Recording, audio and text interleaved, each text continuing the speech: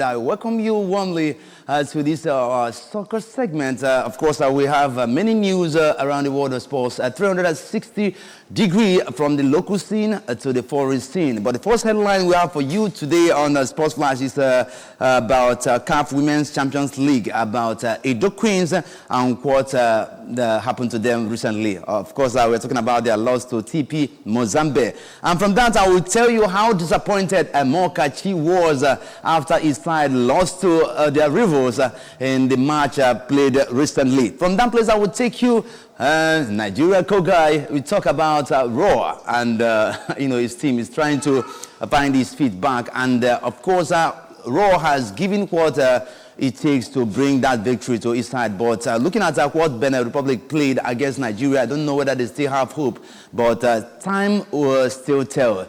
Then we take you bring news about Messi, Lionel Messi, and what has been happening in his side, as well as Pep Guardiola, who is manning Manchester City.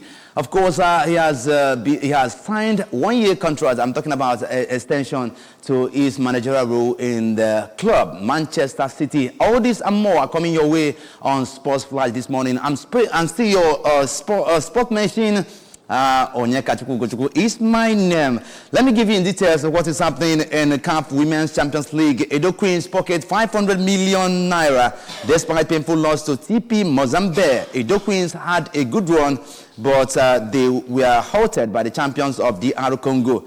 Nigerian solitary representatives at the 2025 CAF Women's Champions League have crashed out of the competition after a painful 3-1 extra time loss to TP Mozambique in the semi-final. And that was yesterday, Tuesday. Edo Queens enjoyed a good run since the start of the CAF Champions League. They were drawn in Group B of the competition alongside the Massa Women, and that's in Egypt, Malemodi Sundowns, South Africa, and CBE Women, and that's in Ethiopia. Despite being in a difficult group, the Nigerian side held their own. Edo Queens comfortably defeated CBE 3-0 in the first game, played out a goalless draw against Massa, and defeated Mamelodi Sundowns 3-1 in their final group game. But the question is, why they were not able to hold their feet against TB Mozambique? That's another question for another day. The Nigerian side, very tight, of course. It was the favorite when they started that match, but as it happens, when two elephants fight, there only the grass will suffer the everything. So I wish them good luck. Of course, they have been rewarded creditably for that wonderful performance, and this shows that now because want to never also. And away from that, Monkachi disappointed with Lobby Stars loss to Sunshine Stars, and that's Lobby Stars technical advisor Daniel Monkachi expressed disappointment with the team's defeat to Sunshine Stars. The Makurdi club lost 1-0 to Sunshine Stars in their Nigerian Premier League Football MPFL Matchday 12 encounter at the Otumba Depot Dinner Stadium. That's in Ejabode on Sunday. Lobby Stars put a very strong, they put up a strong showing in the game, but were let down by their poor finishing. And that's exactly what is happening in Super Eagles. If you look at that recent match they played against Rwanda, it was a defensive flaw, though, but the attackers were not even sharper enough to give us the result. And a Monkachi record is very important for them to move from defeat and focus on the task ahead. We fashioned scoring chances and enjoyed an advantage, but failed to seize it. That's exactly the problem, he told the club's media. And we will review, address our shortcomings, and preserve it. You understand? This one is coming from Mokachi, the technical advisor of Lobby Stars. He said, we are going to host Kano Pillars in their next the Nigerian Premier Football League. And that will be on Sunday. Of course, that will be on Sunday. Let's talk about the Cameroonian Junior International. I'm talking about Franco Ngumu, tipped Super Eagles winger Ademola Lookman to win the African Player of the Year award. The Nigerian International, who had a standout performance last season with Atlanta in Serie A and also with Super Eagles at the 2023 African Cup of Nations, is considered a favorite to claim the prize. And in a chat with Foot Africa, Ngumu stated that Lookman has been consistent with his form compared to his other challenges. Of course, that one is coming from the Cameroonian skipper. His performance with Atlanta were very interesting. He was able to assert himself and prove decisive in the Europa League. Gurasi is all fired up after these two competitions over the last 12 months. I think Lookman has been more consistent. He has shown at the highest level. All right, that's all we have for Lookman, and I wish him well, because you know that winning that award is not something that you can just go there and take easily.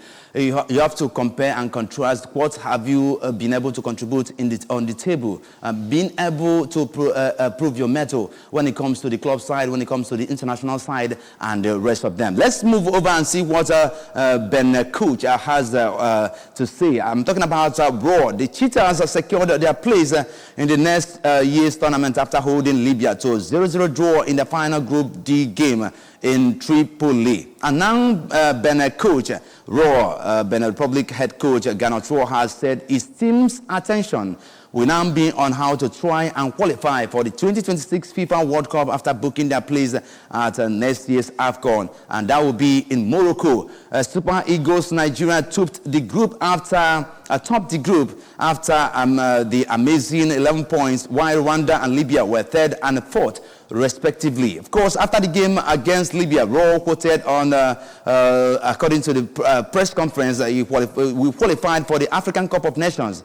It is a done deal. Now, we are going to try and qualify for the World Cup. Raw qualified Nigerian Super Eagles for the 2018 FIFA World Cup in Russia, finishing top in a group that had Cameroon, Algeria, and Zambia. Meanwhile, Benin Republic will be heading to its fifth appearance at the African Cup of Nations. They are currently now in third place on 7 points in Group C of the 2026 FIFA World Cup qualifier. So what do you have to say about that? You know that Gernot Rohr, coached the Super Eagles when he was, it's time to prove his mettle, but right now he has mastered the techniques of Super Eagles, and I think with his wealth of knowledge and, expertise, he's going to apply those things, seeing that Benin Republic win all their games, upcoming games. I'm talking about upcoming games.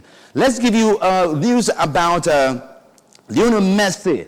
Who has been proving his expertise when it comes to that football. He knows how to do and how to play. Lionel Messi assists to Lautaro Martinez on Tuesday night in the 2026 FIFA World Cup qualifier against Peru, brought one step closer to breaking yet another international record. That's Messi for you. Messi's assist in the 55th minute during Argentina's 1-0 win over Peru marked his 58th assist on the international stage, equaling the international men's record held by former United States star. That was Landon Donovan. And Messi found Martinez through a crowded Peruvian backline at La Bonera, with the striker tactfully striking the ball into the back of the net with a brilliant volley. The goal was also Martinez's 32nd goal, equaling the number of goals scored by Diego Maradona, the almighty star of Argentina. Argentina sits at the top of CONMEBOL standings in the 2026 World Cup qualifiers with 25 points in 12 games. Of course, 5 points ahead of Uruguay, who is in second, and 6 points ahead of Ecuador in third. It seems a matter of time before Messi tops his and Donovan's shared record. Meanwhile, the next feature on Argentina's schedule is another pair of 2026 World Cup qualifiers in March, when the team faces two tough opponents, in Uruguay and in Brazil. Let's moving over to the club side. We want to tell you exactly what is happening in Manchester City. I'm talking about the Manchester City manager, Pep Guardiola. He has already agreed a 1-year contract extension, according to BBC Sport, although City are refusing to comment on a story that was first reported in The Athletic. Multiple sources have confirmed Guardiola has elected to sign a new deal to make his stay at the club 10 years. The 53-year-old Spaniard joined City in 2016 and has won 18 trophies so far, including 6 Premier League titles. His contract had been due to expire at the end of the current season, and there have been suggestions the new agreement will have the option of a second year, although this is not known at the stage as of right now. And during his time in Manchester, Guardiola has helped City become just the second English men's team to win the treble. I'm talking about the Premier League, FA Cup, and Champions League in the season. He was able to get all these titles creditably without any man's help or assistance. They have also become the first men's team to win 4 successive English top flight titles and to achieve 100 Premier League points in a single campaign. City sits second in this season's Premier League, 5 points behind leaders Liverpool and on a run of 4 successive defeats across all competitions. And this is the first time Guardiola has endured such a streak of losses, excluding shootouts, in his managerial career. Okay, how does Guardiola, compare with other legendary coaches? I don't know how you can compare him, but I know that he has been there. Starting from his managerial career, he has been doing so wonderfully well when it comes to managing the clubs. After Guardiola, we will still have other people that prove their mettle, including Miguel Munoz. We have Johan Cruyff. And the man who has been there, Jock Stein. Of course, Jock Stein won't be left out on those people that have been doing their best when it comes to managing their clubs. So let's take it from there, and I have to go over to Manchester United, but I have to take a short break, and when I come back, I'll go over to Manchester United and know exactly what Amorim, the interim coach, he has been doing since all this while he took over from the man in making, Rinse Hank, that was sacked. So when I come back from this break, I'm going to go over to that Old Trafford.